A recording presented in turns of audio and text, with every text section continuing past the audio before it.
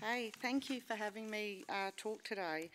I appreciate the time. So what I'm talking to you about today is the Telehealth and Outreach Service Model, and what it did, it started with an idea, and the idea is that when I first started in telehealth, I noticed that we had some barriers with the doctors or the clinicians who you spoke to, but not only at the providing sites but also at the recipient sites. And it is, you know, I could get the doctors on board, say at RBWH, to provide a service to a recipient site, but then I've got the recipient site saying we don't have the nursing to be able to support this service. So Elizabeth Davis, my director of COSI, and we discussed and said we really do need something that we can take, and so we can bring either executive to the table or the doctors to the table.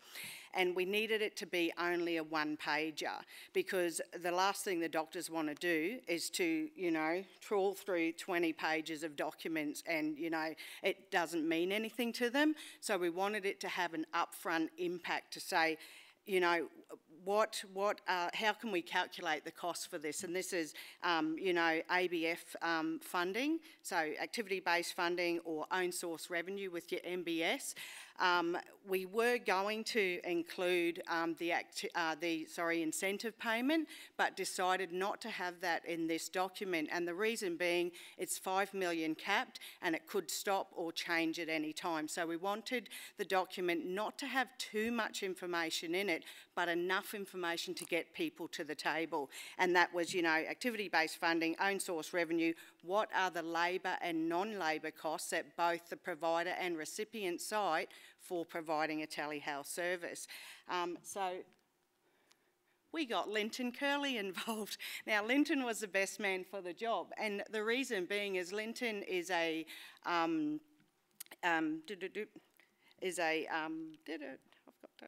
accountant by trade, that's what I was trying to do, and he's also worked as a business manager in surgery and perioperative services as well as cancer care services. And when he was in cancer care services, he did establish some outreach clinics for medical oncology. So he had a knowledge, he's got a knowledge base of how outpatients works, etc. So we thought that he was definitely the best person for the job. So we called the document the Telehealth Modelling Tool, or the Telehealth and Outreach Modelling Tool. So it's capable of doing two things: to do an outreach service as well as just a service as a provider site to a recipient site. So this document is fantastic because it works off macros, it's an Excel document, but it calculates everything in the back end. So Linton has put in hours and hours of work into this, all the MBS item numbers, all the tier 2 20s and 40 payments. He has also put in costs of flights, accommodation, etc., etc. He's considered LCH with children under 16 years of age. So he's really considered everything, but we didn't want it to be too complex that nobody could actually fill it out. So we said we've got to make it simple so that telehealth coordinators can use this document. So how we employed Linton was we were able to get seeds funding from the Telehealth Support Unit, so thank you to Andrew and his team. And this document still has been in the testing phase. We've had some really, really positive feedback on how it works from the telehealth coordinators that have been using it. I've been using it myself and Caitlin. We broke it a couple of times, but it's all working really well. And the document will sit with Stephanie in the TSU unit for statewide use, so all the coordinators are able to use this service.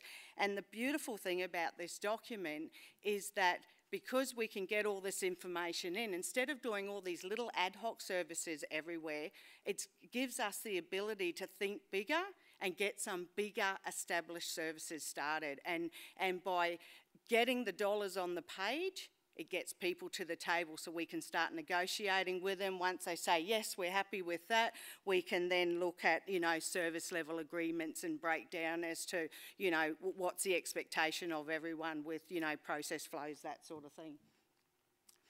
So I've just clicked on the Telehealth modelling tool guidance document, which is on the front page, which I forgot to say. See the guidance document? I think this has got a little guidance document there. So if I click on that, then it brings me to here. Now the guidance document goes through the questions. So basically what this working tool is, it's a questionnaire that the telehealth coordinators fill out. And so if you're not quite sure of what the actual question means, you can actually go to the guidance document and find out, and it summarises what each question means. So the scenario I'm giving you today is the rheumatology department at the Royal Brisbane Hospital has identified that there's a large number of patients attending Royal Brisbane from Wide Bay. So we're looking at doing a monthly outreach service. So we've got a rheumatologist that says, yes, I'm keen to do it. Let's get something started.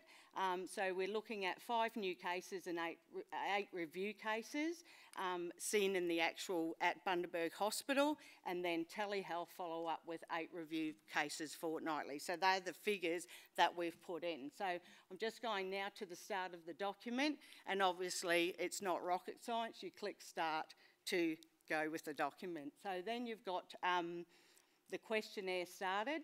So at any time, you can click on one of these little eyes, which will bring you back to that question, and it will give you a summary of what each question means. So it's really, really easy to use, and it allows you to return to the document.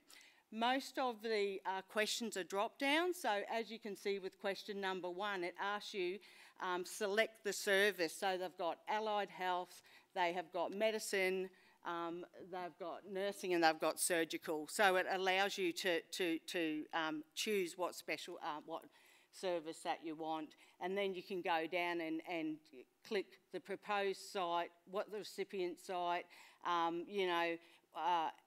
what type of health professional will be used for this clinic, etc. So you just keep going through the document. So as I said, most questions has a drop-down box, and you can reset the form at any time. So I've chosen here, I've pre-populated these, and I've chosen here that we've got a staff specialist, and I have, when it gets a staff specialist, it will give you question 5A. So after that question, you would, do you intend to bulk bill this clinic? I have chosen yes. So then that will pre-populate 5B to 5G. So as I said, 5A will appear, B to G will populate, and you can click here to populate the Medicare map. So obviously the service has to be outside the RA1, and you can actually click on that to bring you up the map, and you can actually click on here to enter the postcode or even the address to give you the accurate distance of where this telehealth service is going to be. And then you can click back to the document. So it does it for you, so it makes it really, really easy. So then basically you can now click here to populate Google Maps, which gives you Google Maps, so you can actually put it in here of the suburb or the area that you're going to, and then it will tell you whether, to calculate your distance, because obviously it has to be, that distance away for the patient. So as I said, we're saying it's a new service. If, as a provider site, we say it's an existing service, what happens is when it does the full calculation, it will actually calculate less for the provider site because they're already getting paid to provide that service. And it could be MBS, so they're already doing bulk bill clinics, but because it's a new service, it's going to calculate the full amount. As I say, it's obviously you put that information in there, and we need to consider leave for the clinicians. So we've got a great doctor, Dr. Paul Kubler, who says for our rheumatology clinic in Rocky, he says, right, yes, no, book me 10 because I know I'm having holidays in June and December. So if you could, prompt your doctors to do that, it's fantastic because then that'll calculate the right information for you. And And if it's yes, if the registrar is backfilling the doctor, it depends on the specialty, of course, then that will calculate that there will be less own source revenue generated at the end. And, oh, sorry. In here, as I said, it's considering LLCH, and will the majority of patients be seen over the age of 16? Because that will give you some different figures in your document as well. So you just keep going with the document and filling out what is necessary. So if you choose yes, which is does the service proposed include an outreach visits to a recipient site, I've chosen yes. And so it will populate question 19A, and they'll say what's the proposal? Yes, they'll be travelling via aircraft and they'll be using taxis for the service. So Linton has calculated that all in the back end with macros. And we can't ruin it by filling in the questions. We can't damage what he's done in the back end, which is fantastic. And then obviously as you go through, you keep clicking here. So this has now given me some figures around what we're getting for own source revenue. So for our new and reviews, and it's saying that I'm eligible for MBS.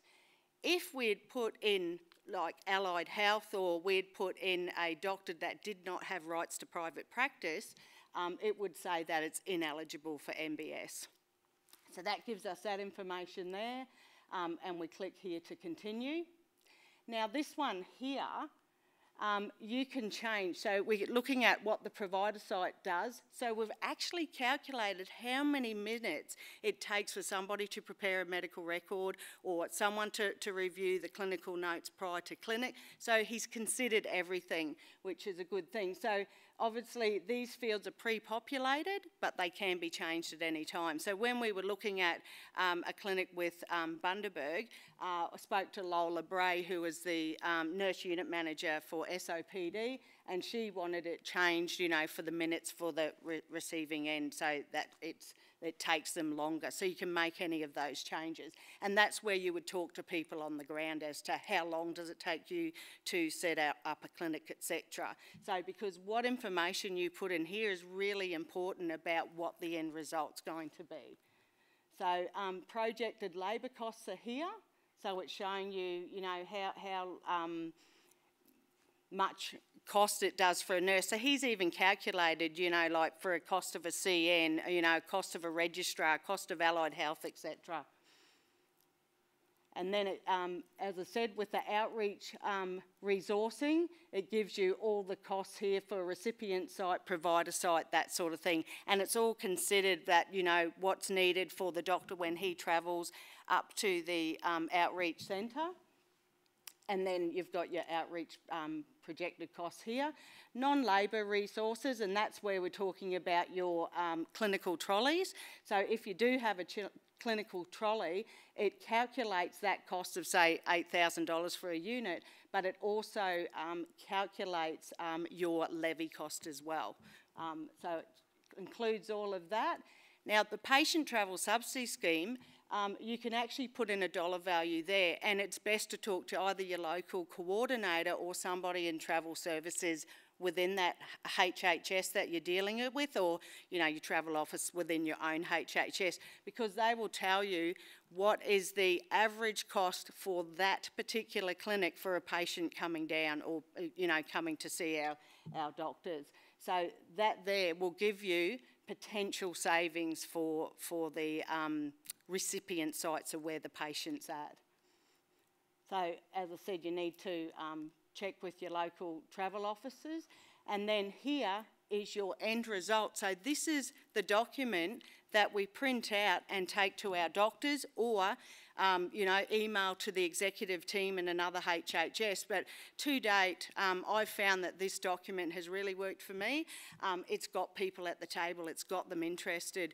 We travelled to Rockhampton earlier on in the year with Elizabeth and another team of people to look at wait lists and how we can work together. And we actually showed them how it all works and how it calculates, and they were very impressed and surprised about how much they can potentially save with the patient travel subsidy scheme. So I think it's a fantastic document. We've got, as you can see, do my little mousey thing, down the side here, you know, we've got, you know, what the arrangement is. It's telehealth or teleconferencing. Note here how it said it's ABF funded. If it was block funded, it would actually put that there. Okay, so, and then as you can see, it projects all your costs, so that's what you take, and this is what you can negotiate, because you can say to the recipient site, well, you're earning all this money here with patients not having to travel, etc., but it looks like the Royal Brisbane is losing out, so can we negotiate that you pay for the consultant to go to your HHS for services? And any questions? No? All quiet? I know I'm a talker and I go over time. Yeah. I can't wait to use mine. Sorry, I haven't sent me any info on Telehealth, but I've got like 4 things on Telehealth also. Yeah, as I said, you know, we've had a number of people using the document just to test it because it's still in the testing phase. Linton wanted people to test it and then send it back to him just to make sure that he knows that the calculations are right in the back end. Okay. Thank you.